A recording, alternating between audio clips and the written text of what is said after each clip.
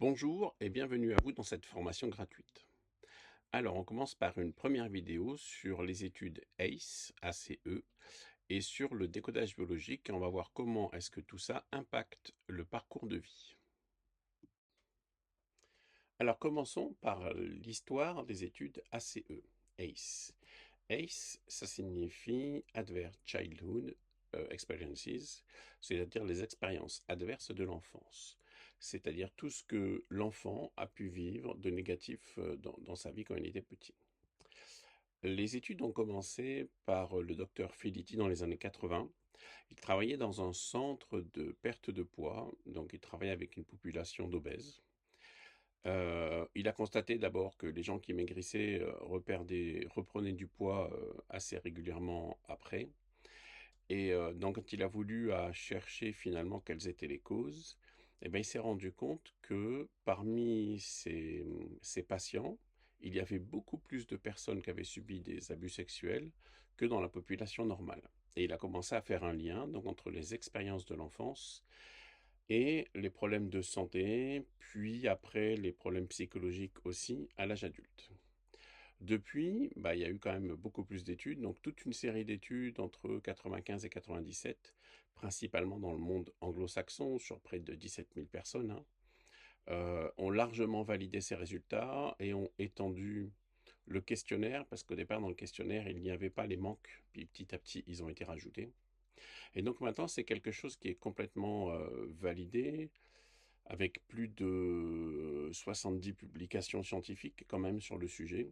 Alors c'est assez peu connu dans le monde francophone, mais par contre dans le monde anglo-saxon, ça commence à être bien connu. Alors, qu'est-ce qu'il y a dans ce questionnaire? En fait, le questionnaire porte sur 3 points qui sont en fait les 3 types de blessures possibles. Donc là, je parle de la version définitive, pas celle de Felitti, celle qui date de ces dernières années. En fait, les blessures qu'on peut vivre dans la vie qui amènent à des traumatismes sont de 3 ordres. Il y a d'abord les événements de vie, hein, comme le fait de vivre dans la pauvreté, d'avoir des parents qui sont dans l'addiction, drogue, alcool, d'avoir des parents qui sont dans la maladie mentale, vivre avec quelqu'un qui a un souci mental, qui est schizophrène, c'est toujours compliqué pour les enfants. Mais il y a aussi toutes les séparations qui sont conflictuelles, les divorces, le fait d'avoir un membre de la famille qui est emprisonné. Tout ça, c'est des événements de vie qui laissent des traces, qui laissent des traumatismes dans le cerveau de l'enfant. Le deuxième type de traumatisme, c'est vraiment ce que l'enfant a subi comme agression, c'est-à-dire les violences physiques, aussi verbales, les violences physiques qu'il a vues, c'est-à-dire que si papa frappe maman, ben ça se programme dans le cerveau de l'enfant. Mais c'est aussi, bah, on connaît beaucoup mieux les agressions sexuelles et puis après toute forme de moquerie, de paroles rabaissantes, d'humiliation, de choses comme ça. Et le troisième type de blessure qui a été rajouté plus tardivement dans les études, et c'est pour moi le plus grand apport de ces études-là, en fait, parce que sur les 2 premières, finalement, on le savait déjà. Mais ça a été intéressant d'ajouter les manques. Le manque d'amour, le manque de considération, le manque d'importance. C'est-à-dire quand on ne fait pas attention aux enfants, quand on les laisse se débrouiller tout seuls sur un iPad ou devant la télé, quand on ne s'occupe pas d'eux finalement, en fait. Ce sont les manques affectifs. J'ai mis le manque d'amour dans la liste, mais ce qui est important, c'est que je reste convaincu que tous les parents aiment leurs enfants, mais par contre, ils ne le montrent pas forcément. Et l'enfant ne peut pas réagir à quelque chose qu'il ne voit pas. C'est une construction intellectuelle de l'âge adulte que de se dire oui, mes parents ils m'aiment. Un enfant a besoin que ça se voit. Ce qui va sans dire va quand même mieux en le disant. Alors, je passe maintenant à l'étude la plus récente, celle de Hughes et plein d'autres scientifiques. En fait, tout a été regroupé dans cette étude-là. Ils ont suivi des personnes sur plusieurs dizaines d'années et leur publication date de 2017. Bon, il y a d'autres études en cours, hein, je ne vais pas revenir sur ça. Je parle de celle-là. Celles-là, elles sont intéressantes parce qu'elles ont bien intégré tous les manques. Et je vous donnerai un document qui sera ci-joint en dessous qui montre l'ensemble des résultats, mais je vais juste en parler de quelques-uns. La première chose, c'est que si on compare des gens qui ont un score de 4 sur l'échelle ACE par rapport à des gens qui ont 0, eh ben, on va trouver que des gens qui ont un score de 4, ça veut dire qu'ils ont vécu dans leur enfance 4 blessures majeures, eh bien, ils ont 7 fois plus de chances d'être alcooliques. 7 fois plus, ça fait beaucoup, hein.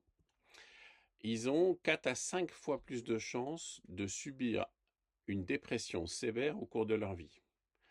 4,6 fois plus de chances de subir des dépressions. Ils ont également 2 fois plus de chances de vivre dans leur vie un cancer. Et ça, c'est assez extraordinaire parce que même si, bon, pour moi, ça fait 25 ans que je suis formé au décodage biologique, ça fait longtemps que j'ai compris le lien entre la psyché, la pensée et les maladies physiques. C'est pas complètement du hasard, ça a du sens. Mais aujourd'hui, on a des études scientifiques qui le montrent. Les traumatismes vécus dans l'enfance créent des cancers à l'âge adulte. C'est quand même extraordinaire. 2 fois plus de chances.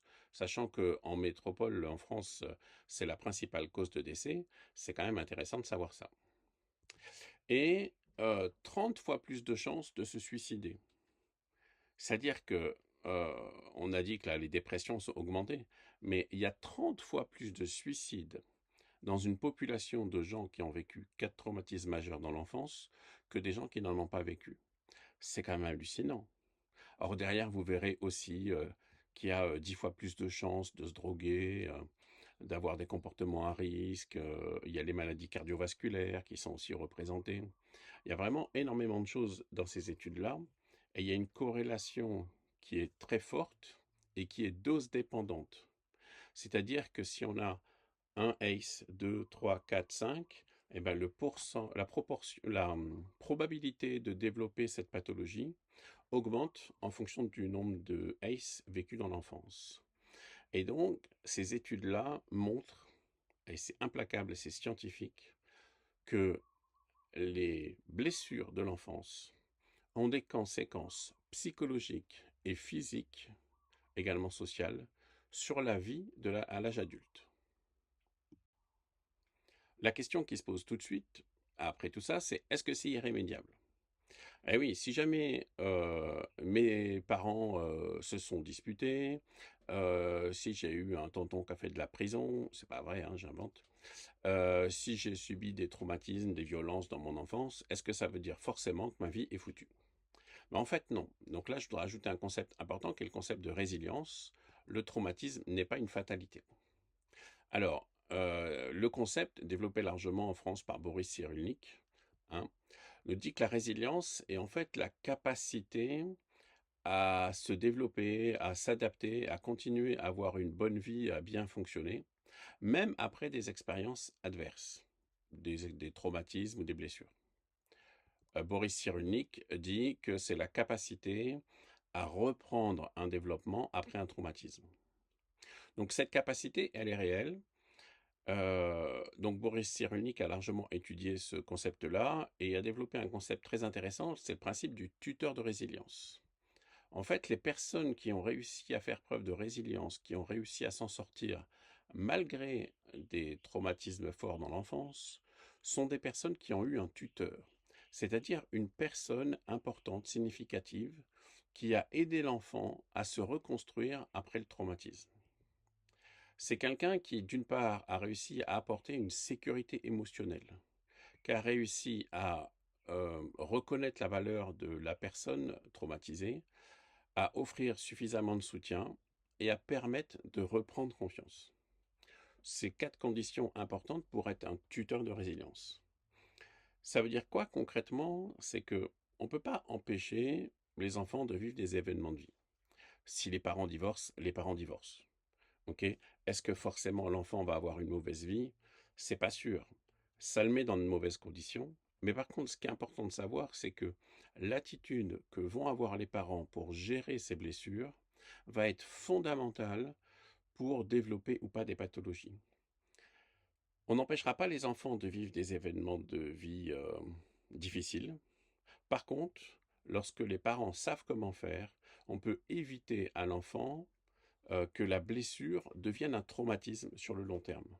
Et ça, c'est quand même capital et c'est important parce que ça veut dire que on a la possibilité d'agir, on peut éviter tout ça. Tout ça, c'est la responsabilité des parents. Venons-en maintenant au décodage biologique. Alors, lorsque l'enfant n'a pas eu la chance d'avoir un tuteur de résilience ou que ce tuteur de résilience n'a pas pu non plus tout gérer, est-ce qu'on peut encore se libérer de tout ça? Bah, la réponse est oui. Alors, il existe plusieurs formes d'aide possibles, hein, plusieurs formes de psychothérapie finalement. Moi, je voudrais parler du décodage biologique parce que j'ai fait de nombreuses formations et c'est probablement celle que j'ai trouvée la plus efficace. Moi, je suis de formation scientifique et franchement, parler, sur un divan à un psy pendant une demi heure, 2 fois par semaine pendant 5 ans, ça m'intéresse pas. Moi, ce qui m'intéresse, c'est de faire de la thérapie brève, c'est-à-dire la personne vient avec un problème, elle ressort, elle a plus son problème. C'est ça qui m'intéresse. Au pire, c'est 2 3 séances quand c'est des problématiques un peu compliquées. Moi, ce qui m'intéresse, c'est l'efficacité et c'est pour ça que le décodage biologique est probablement ce que j'ai le plus apprécié. Alors, en décodage biologique, lorsqu'on reçoit une personne, on va chercher ce qu'on appelle un programmant, c'est-à-dire ce qui a déclenché tout ça, et on va le chercher dans 3 espaces-temps différents. Le premier, c'est l'enfance. Bien sûr, comme on l'a déjà dit, ce que l'enfant a vécu ou ce qu'il n'a pas vécu, puisqu'il y a aussi les manques, crée des chocs psychologiques qui laissent des traces, ce qu'on appelle des traumatismes, et qui vont du coup conditionner les réactions de la personne pendant toute sa vie. Ces réactions peuvent être des adaptations par des biais de comportement. On va avoir des troubles de comportement, mais ça peut être aussi le développement de certaines pathologies physiques, certaines maladies. Ensuite, on va aussi aller chercher dans ce qu'on appelle le projet sens, ou ce que Boris Cyrulnik va appeler les 1000 jours. En fait, c'est 9 mois avant la conception, les 9 mois de grossesse et les 9 mois après la naissance. Ça fait grosso modo 900 et quelques jours, ça fait à peu près 1000 jours. Et en fait, c'est ce qu'on appelle vraiment l'empreinte de la naissance, de la conception et tout. C'est-à-dire que l'enfant, à ce moment-là, va prendre les traumatismes de ses parents.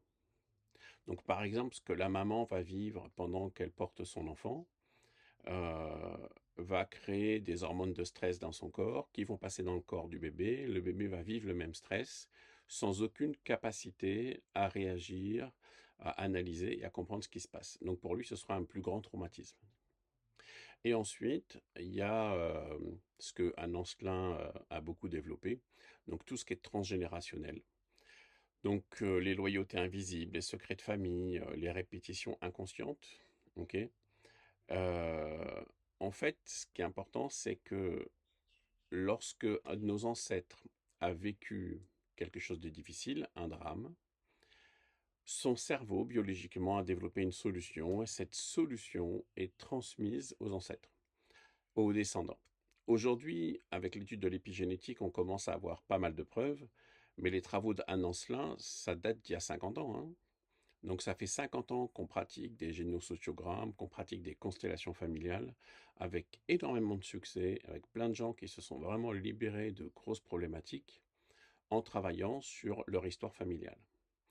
Donc le décodage biologique va aller chercher les problématiques qui sont dans la petite enfance, dans l'empreinte de naissance, dans le projet sens et dans le transgénérationnel.